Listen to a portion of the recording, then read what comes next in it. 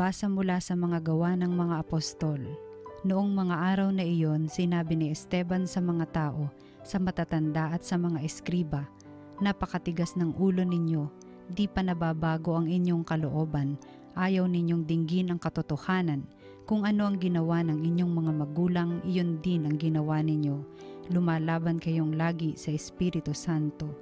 Sinong propeta ang hindi pinag-usig ng inyong mga ninuno? Pinatay nila ang mga humula sa pagparito ng matuwid na inyo namang ipinagkanulo at ipinapatay. Tumanggap kayo ng kautosang ibinigay ng Diyos sa pamamagitan ng mga anghel, ngunit hindi ninyo tinatalima iyon." Nang marinig ito ng mga bumubuo ng Sanhedrin, sila'y nagngalit dahil sa matinding galit kay Esteban. Ngunit si Esteban na puspos ng Espiritu Santo ay tumingin sa langit at nakita ang maningning na liwanag sa paligid ng Diyos at si Jesus na nasa kanyang kanan. "Bukas ang kalangitan," sabi niya, "at nakikita ko ang anak ng tao na nasa kanan ng Diyos." Tinakpan nila ang kanilang tainga at nagsigawan. Pagkatapos, sabay-sabay silang dumaluhong sa kanya. Kinaladkad nila si Esteban hanggang sa labas ng lungsod upang batuhin.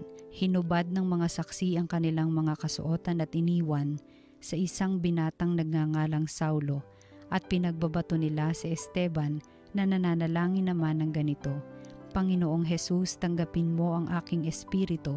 Lumuhod si Esteban at sumigaw ng malakas, "Panginoon, huwag mo na po silang panagutin sa kasalanang ito." At pagkasabi nito, siya'y namatay. Kasang-ayon si Saulo sa pagkapatay kay Esteban. Ang salita ng Diyos.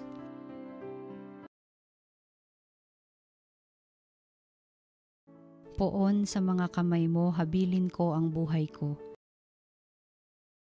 Tanging kublihan ko, ako ay ingatan, tagapagtanggol ko't aking kaligtasan, tagapagtanggol ko at aking kanlungan, ayon sa sabi mo, ako'y patnubayan. Poon sa mga kamay mo, habilin ko ang buhay ko. Sa mga kamay mo, habilin ko'y buhay ko, tagapagligtas kong tapat at totoo. Ikaw poon aking pinananaligan, magbubunyi ako, magsasayang tunay sa iyong pag-ibig na walang katapusan. Poon sa mga kamay mo, habilin ko ang buhay ko. Itong iyong lingkod sana ay lingapin, ingatan mo ako't iyong pagpalain. Iligtas mo ako at iyong sagipin, tanda ng pag-ibig na di nagmamaliw. Iyong kinalinga at iningatan mo laban sa adhika ng masamang tao. Poon sa mga kamay mo, habilin ko ang buhay ko. Ang mabuting balita ng Panginoon ayon kay San Juan. Noong panahong iyon, sinabi ng mga tao kay Jesus, "Ano pong kababalaghan ang maipakikita ninyo upang manalig kami sa inyo? Ano po ang gagawin ninyo?" tanong nila. "Ang aming mga magulang ay kumain ng mana sa ilang ayon sa nasusulat. Sila'y binigyan niya ng pagkaing mula sa langit." Dugtong pa nila.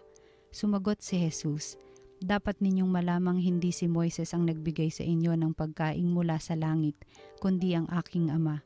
Siya ang nagbibigay sa inyo ng tunay na pagkaing mula sa langit, sapagkat ang pagkaing bigay ng Diyos ay yaong bumaba mula sa langit at nagbibigay buhay sa sanlibutan." "Ginoo," wika nila, "bigyan po ninyo kaming lagi ng pagkaing iyon." "Ako ang pagkaing nagbibigay buhay," sabi ni Jesus. "Ang lumalapit sa akin ay hindi na magugutom, at ang nananalig sa akin ay hindi na mauuhaw kailanman." Ang mabuting balita ng Panginoon. Pinupuri ka namin, Panginoong Hesukristo.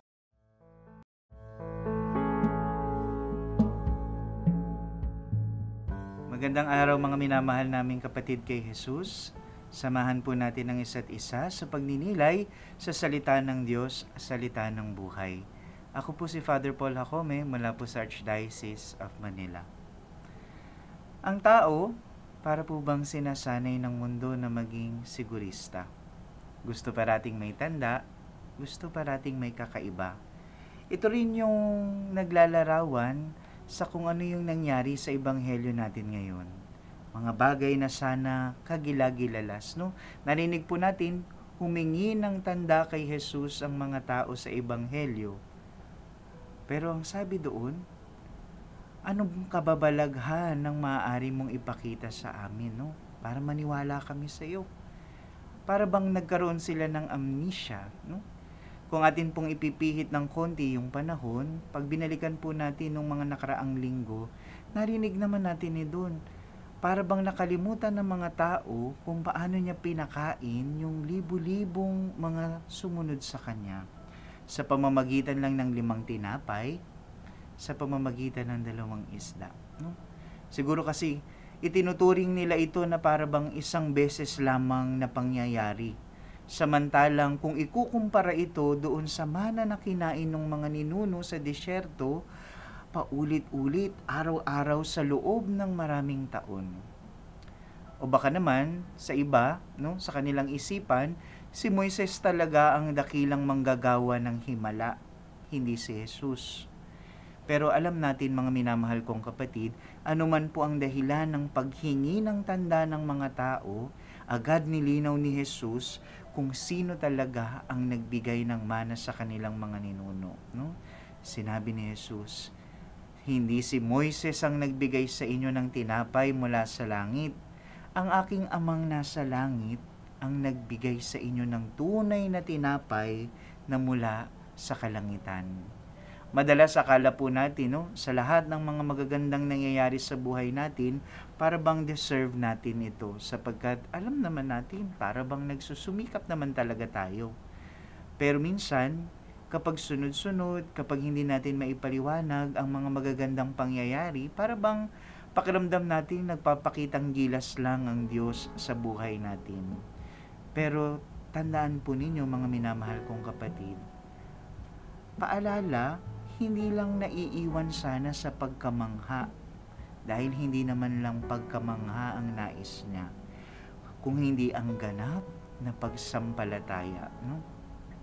More than the admiration and fascination, we are called to greater conviction in our faith in Him.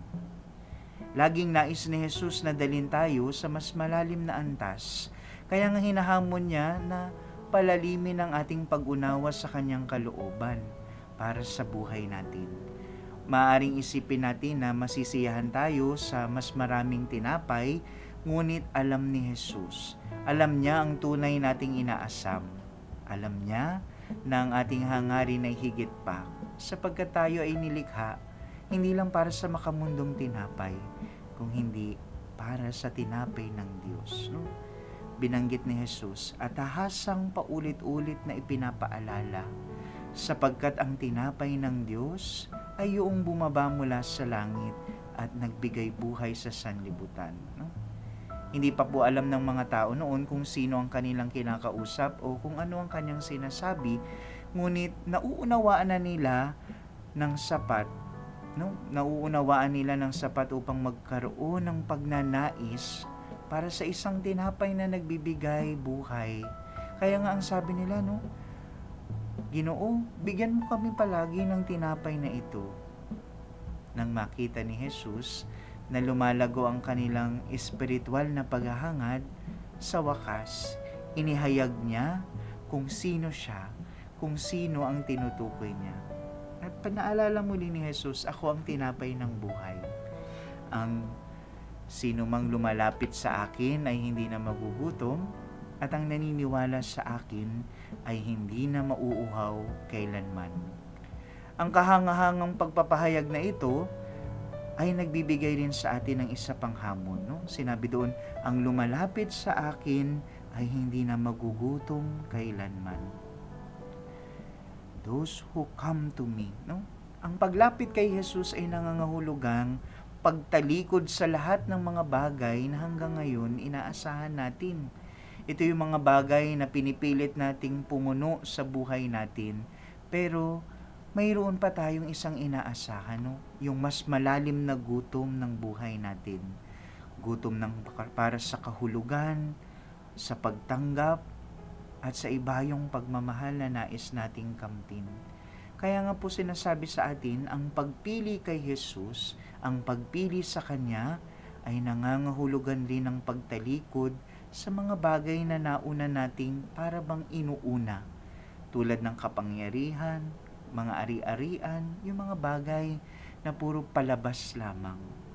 Kaya sa pagpapahayag ni Jesus na siya ang tinapay na nagbibigay kasiyahan, nagbibigay patid sa ating gutom at uhaw, sinasabi niya, magsisi tayo at maniwala. No? Sa pamamagitan ng pagsisisi, sa paglalagay sa mga bagay na kumuha sa trono ng Diyos sa atin. No? Maniwala na siya lamang ang tunay na makapagbibigay ng kasiyahan sa lahat ng ating pangangailangan. Napakaganda po ng paanyaya ng unang pagbasa. Kung ating patuloy na sinusundan ang paglalakbay ni Esteban, no? Tiyak na naniwala si Esteban na si Jesus ang tinapay ng Diyos. No? Siya na nagbibigay buhay sa sanlibutan. Alam ni Esteban na siya ay binigyan ng isang buhay, no? Yung isang pagkakataon na makaisa sa isang ganap na buhay. Buhay na puno at puspos ng Espiritu. Kaya nga ito rin yung nagpahintulot sa kanya na buong tapang na ipahayag ang katotohanan ng Ebanghelyo sa mga tao.